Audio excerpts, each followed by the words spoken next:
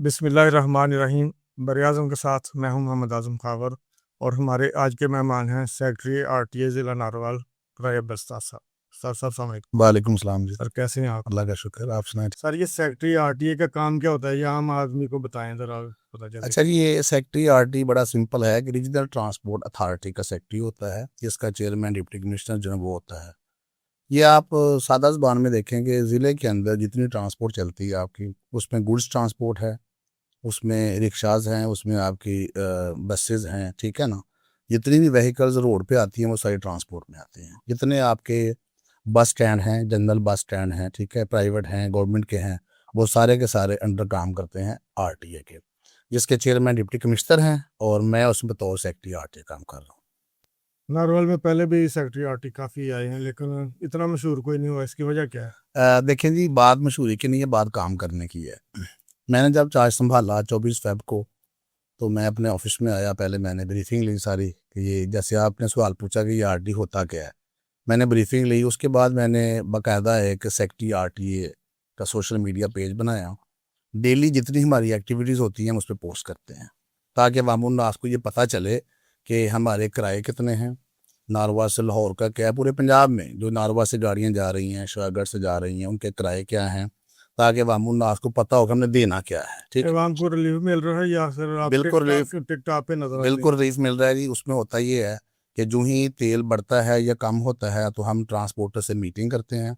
ये मीटिंग दो अजला में हम करते हैं, जो नारवा से बसें लाहौर जा रही हैं और जो लाहौर से नारवा आ रही हैं। सेक्रेटरी आरटीए लाहौर और एडमिनिस्ट्रेटर लाहौर जो अड्डा है, वो फिर नारवाल में मैं अपनी पूरी टीम के साथ जो ट्रांसपोर्टर्स की है मीटिंग करते हैं। उस पर फिर हम क्या करते हैं कि किरायानामा तय करते हैं। फिर वो किरायानामा तय होने के बाद हम सोशल मीडिया पेज पे जो पोस्ट करते हैं।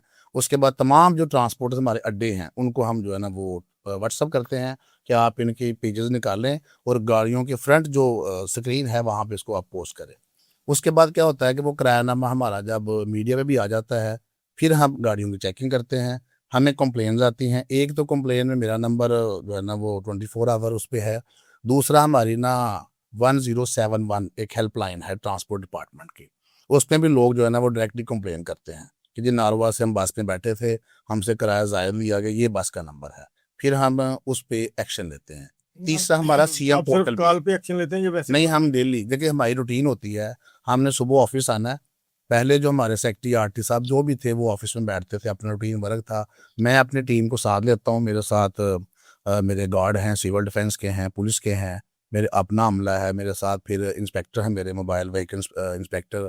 हम पूरी टीम जाते हैं। आप अक्सर रोड पे देखते हैं हमें, दिन हो रात हो, हमें नाका लगाना होता है। जैसे चांद रात देखा आपने कि हमें डायरेक्शन दी कि कोई भी बस वाले छतों पे मुसाफिरों को लेके ना आए।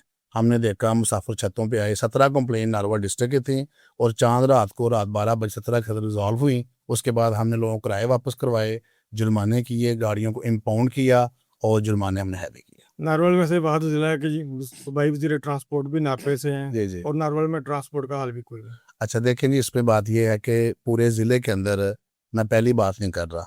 जब से मैंने चार्ज संभाला है, मिनिस्टर ट्रांसपोर्ट साहब की और डिप्टी कमिश्नर साहब की खसूसी हदायत है कि आप लोग दफ्तरों में काम बैठें, बाहर रोड पे जाएं, नाकाबंदी करें, मुसाफिरों को रिलीफ दें। आप देखें जितने भी हमारे बस स्टैंड आप जाके विजिट कर सकते हैं, आजकल सब में पानी के कूलर, बैठने की जगह, पंखे, और हर गाड़ी के अंदर जो है ना हमारी वो किरायानामा दर्ज है।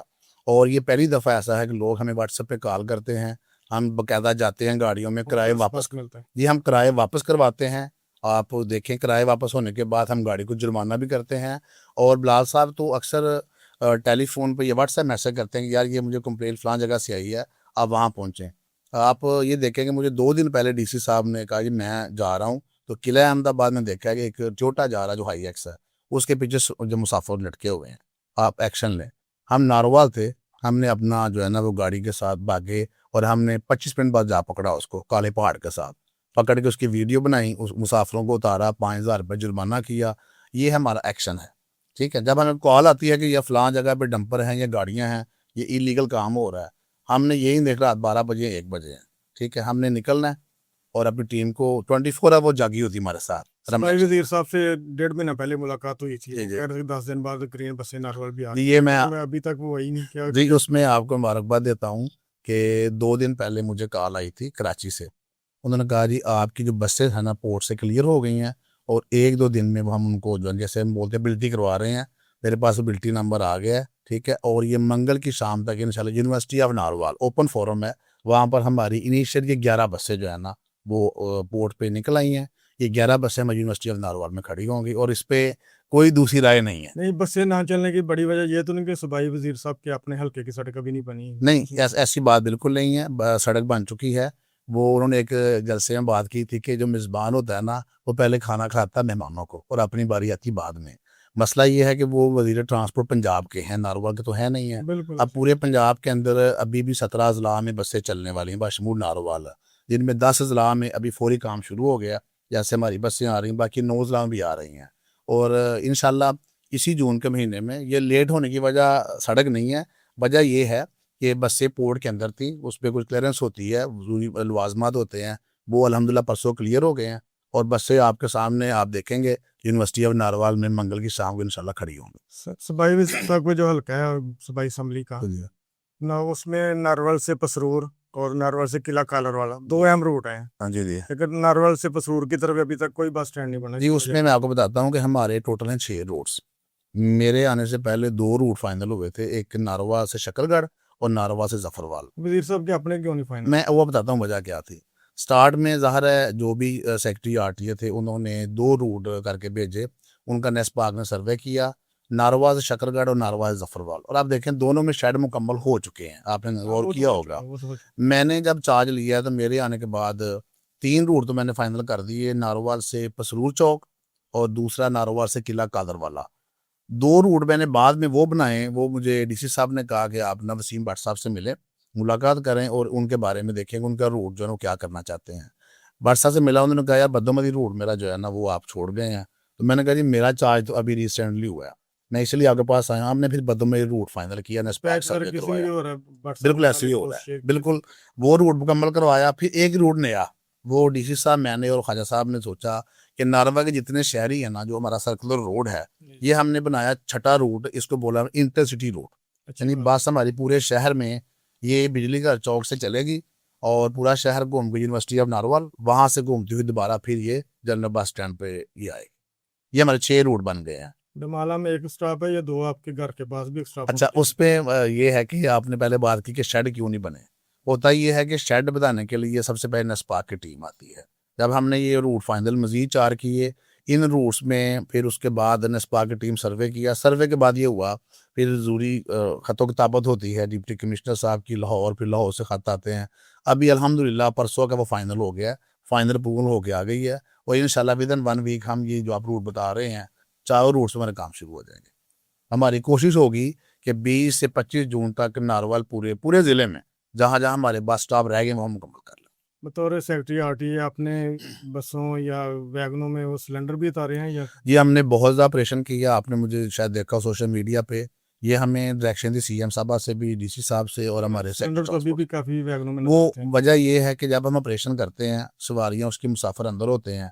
अब गर्मी थी, जो ही सिलेंडर उतारते हैं मुसाफिर कहाँ जाएँ, इसलिए हम ये सिलेंडर उतार लेते हैं, मुसाफिरों को हम ये जुर्माना करके तो गाड़ी हम छोड़ देते हैं। अभी भी आप सही कह रहे हैं कि बहुत सी गाड़ियों के अंदर जो है ना वो सिलेंडर हैं, कुछ उसमें आप कह लें कुछ फारसी कल्चर भी आ जाता है, कुछ लोग ऐसे भी गरीब हैं कि जो तरला मिन्नत पे आ जाते हैं, उनको हमने वार्निंग दी होती है। अभी कुछ को 2 हफ्ते की वार्निंग है, किसी ने हमसे महीना ली हुई वार्निंग कि जी हम इसको मुकम्मल रिमूव करके गाड़ी फिर चलाएंगे।